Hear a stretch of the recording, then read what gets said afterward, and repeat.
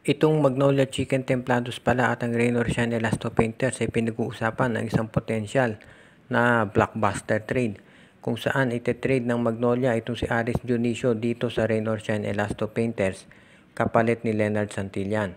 Ang dalawang nabanggit na players ay mga power forward na halos pareho ng laro. May mga post-up game at mayroong mga 3-point shot.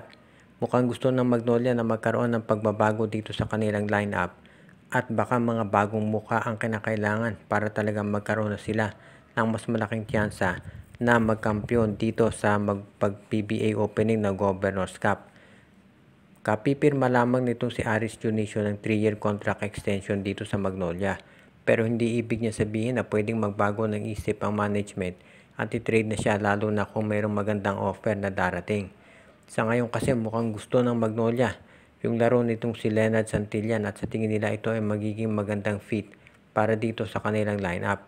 Hindi pa natin natitiyak kung papayag si Coach Yeng Giao. Kung titignan natin naman yung kumbagay pound for pound, parehas lang naman ng husay itong si Santillan at itong si Aris Dionisio.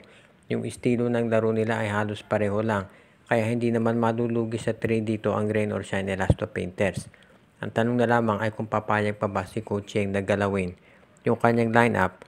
Sa ngayon, mostly medyo parang settled na itong Rain or Shine Elasto Painters dito sa mga players nila. Kaya abangan na lang natin kung papayag siya sa isa pang trade. Pero sa ngayon, mukhang hindi muna papayag itong si Coach Yeng unless talagang makumbinsi siya ng Magnolia. Pakasamahan pa ng Magnolia dyan ng isang second round pick kung sakasakali. Pero sa tingin ko, patas na yung Santillan for Aris Dionisio na trade. At kapag yan nangyari, dito natin talaga makikita na seryoso ang Magnolia dito sa kanilang build-up na gustong gawin talaga para manalo ng championship. Ang TNT Tropang Giga ngayon ay titignan kung makakakuha sila ng mga big men mula dito sa Blackwater Bossing at sa Terra Firma Jeep. Alam natin na medyo may problema ngayon itong TNT Tropang Giga pagdating dito sa kanilang manpower. Hindi naman niya sikreto at maski na si Coach Chot Reyes inaamin niya na marami silang kinakailangan ayusin dito sa kanilang lineup. At ngayon mukhang ang mangyayari nga ay titignan na nila kung pwede nila makuha itong si Christian David mula sa Blackwater o kaya naman itong si K. Mark Carino mula dito sa Terra Firma Jeep.